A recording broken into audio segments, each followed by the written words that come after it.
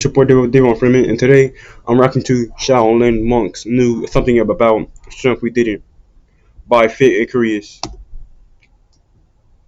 This monk is supporting his entire body weight on one finger, If y'all know, I could do this right here. Nah, and he built this strength without ever touching a weight, drinking a protein shake, or taking a single supplement. In fact, the methods Shaolin monks use to develop their strength are so different from modern training that most people wouldn't even recognize them as exercise. Today, if you want to get let's hear strong, it. you're told you need heavy weights, protein supplements, complex training splits, and cutting-edge equipment. But for over 1,500 years, That's not true because you can just do calisthenics. Shaolin monks have been building levels of strength that seem physically impossible. Using none of these things, they look lean, almost frail. You'd walk past them on the street and never give them a second glance. But these men could uproot 770-pound trees with their bare hands, I want to do pull out that. thousands of rusted nails with their fingers, and perform feats of strength that still baffle scientists today. That sounds So tough. how did they do it? What did these monks know about building strength that we've completely forgotten? The answer isn't what you think, and it challenges everything modern fitness culture tells us about how strength is built, because while we're focused on muscle size, Shaolin monks were focused on something completely different. What? Let me show you what they knew. When a young monk arrived at the Shaolin temple, one of the first things he was assigned was a tree. Not to climb, not to chop I have an anniversary to get way stronger than everyone, even was. down, to pull out of the ground. Every single day, the monk would wrap his arms around that tree and try to uproot it. He'd squeeze, he'd pull, he'd Wax on, strain with wax everything off. he had. For months, nothing would happen. For years, that tree wouldn't budge an inch, but the monk kept pulling, day after day, year after year. Never And give here's up. what's brilliant about this. As the monk grew, the tree grew alongside him. The resistance increased naturally, progressively, perfectly matched to his developing strength. Eventually, after years of daily practice, he could shake the trunk hard enough to drop a few leaves, then more leaves, then branches, and finally, That's after insane. perhaps a decade of daily effort, he could uproot the entire tree. Some monks uprooted trees weighing over 770 pounds, with their bare hands, no equipment, just years of consistent, patient practice. Over a span of many years, a student built immense physical Wait, chat. How long will y'all last? Will y'all like wait like train and train until y'all get stronger, or like just to have a half and just say, man, this thing is so hard, so I might as well just quit. Or the true nigga people that will never give up and want to get strong like me will follow his journey. strength in their chest, arms, stomach, and back. Strength that went deeper than muscle, into tendons, bones, and connective tissue. But it gets even more extreme. To build finger strength, monks would take 108 nails and drive them into a wooden plank. Every single day, they'd practice pulling them out using only 3 fingers, the thumb, index, and middle finger. When that became easy, they'd switch to their weaker fingers, the ring finger and pinky. When that became easy, the nails would be driven deeper into the wood. And here's where it gets insane. After completing the first stage, the nails were sprinkled with water and left to rust. Advanced students would work toward pulling out 1,000 rusted nails. The rust made them harder to grip, caused their skin to blister and crack, made every pull excruciating. Masters of this technique Paying could the remove price to rusted get nails with just 2 fingers. stronger. Some could do it with just 1.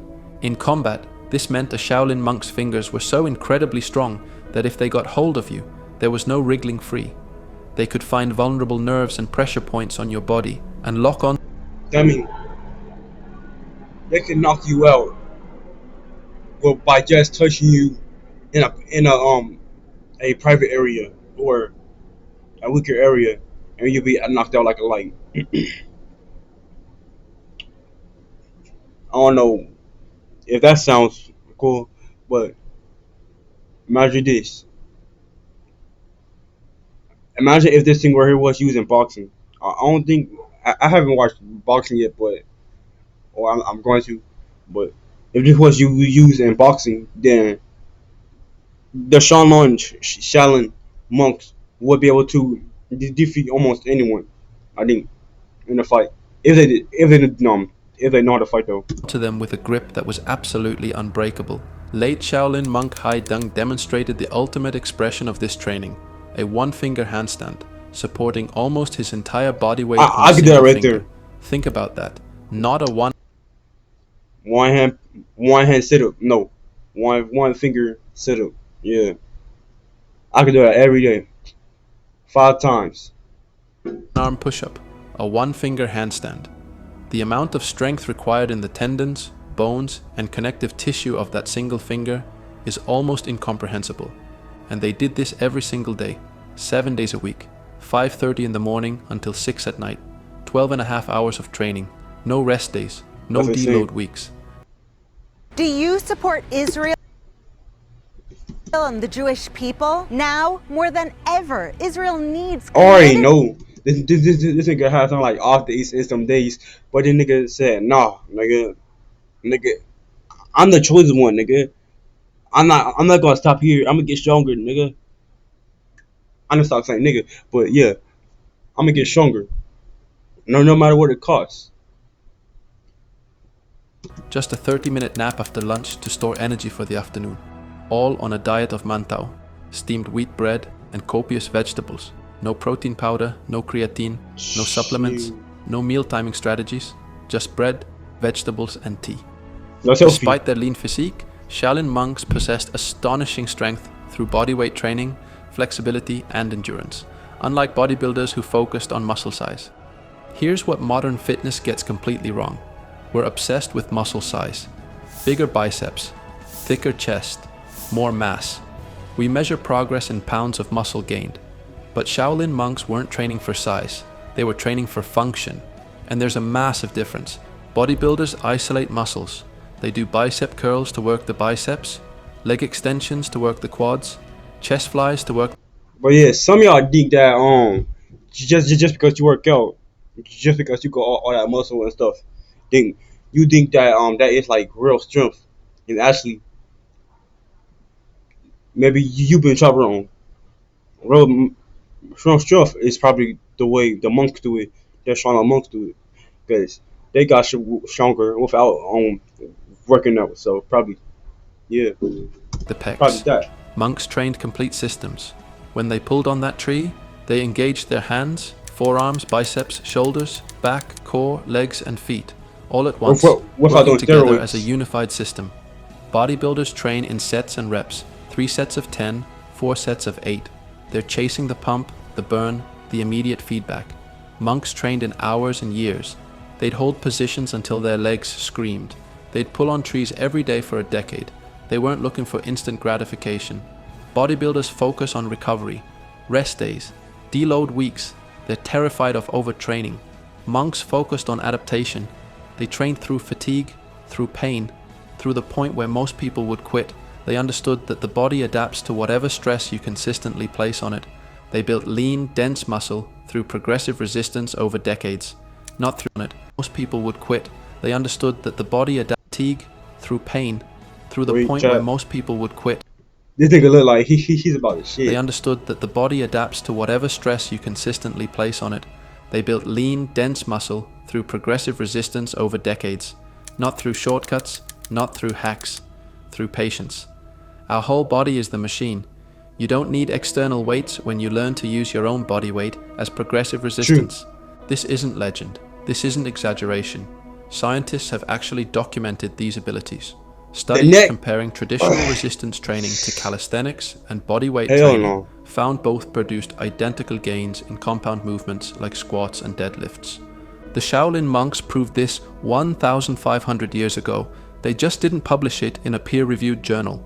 Masters can strike with enough force to That nigga break got a strong stones neck. with their bare hands. They can generate impacts that conventional strength training doesn't explain. Their finger strength allows them to grip and lock in ways that biomechanics experts say shouldn't be possible with such lean frames. The key insight that modern fitness has forgotten: functional strength, the kind built through progressive bodyweight training over extended periods of time, can exceed the raw strength of someone twice your size. Size doesn't always equal strength, and strength doesn't always look the way we expect it to. Yeah. So what can we learn from this? What can we actually apply? Did a nigga hit a marble a hammer in that nigga dick? Strength doesn't always look the way we expect it to. So what can Hey, we I learn don't from know. this? What can we actually apply? First, size doesn't equal strength. The Shaolin monks looked ordinary, lean, unassuming, but they possessed extraordinary You might think the around strong nigga is we gotta sell and you could beat that nigga in a fight. But it was actually that nigga already have already had beaten you abilities. in the They're mind proof that you can be incredibly strong and without body. looking like you stepped out of a bodybuilding magazine. Second, progressive overload doesn't require weight plates. Your body adapts to whatever resistance you consistently provide. Whether that's iron plates in a gym or a tree you're trying to uproot every single day, the principle is the same. Consistent challenge over time. Third, time beats intensity. We're obsessed with 6-week transformations, 12-week programs, quick fixes. But Shaolin monks thought in terms of decades. They understood that real, deep strength, the kind that goes into your bones and tendons and nervous system, takes time to build.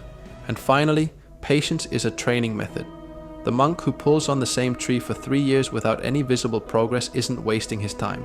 He's building strength at the deepest level, in tendons, bones, connective tissue, and neural pathways that superficial muscle can't touch. He's building the kind of strength that lasts a lifetime, the kind that doesn't disappear if you take a few weeks off, the kind that becomes I swear by the code of the Shaolin way to never give up and never cry. part of who you are. Modern fitness culture tells us we need more weight, more supplements, more equipment, more programs, more complexity. But the Shaolin monks proved that with nothing but your body, Yeah.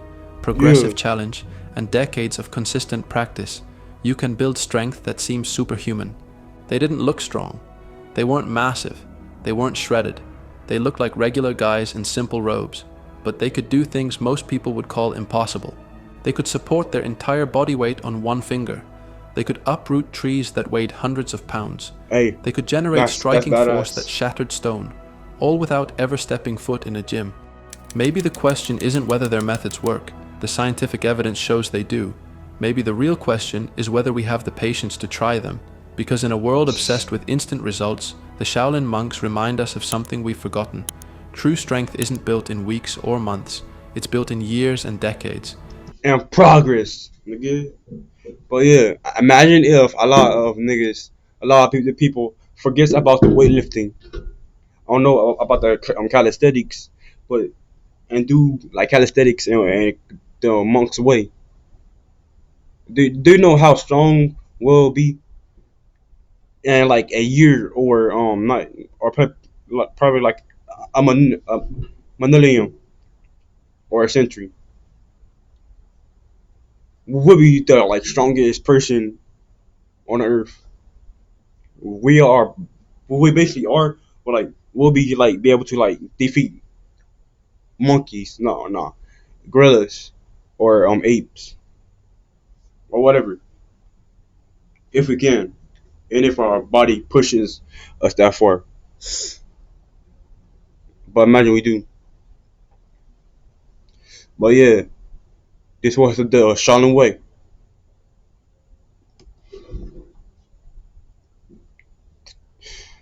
If y'all like the video, like, subscribe, and comment.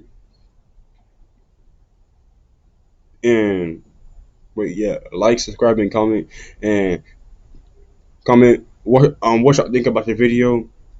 And I need to look at the camera to know that I'm looking at you.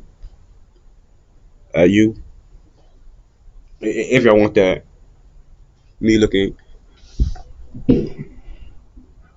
right there. But yeah,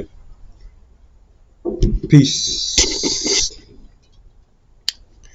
Shinra, I'm about to watch Fire Force. And yeah.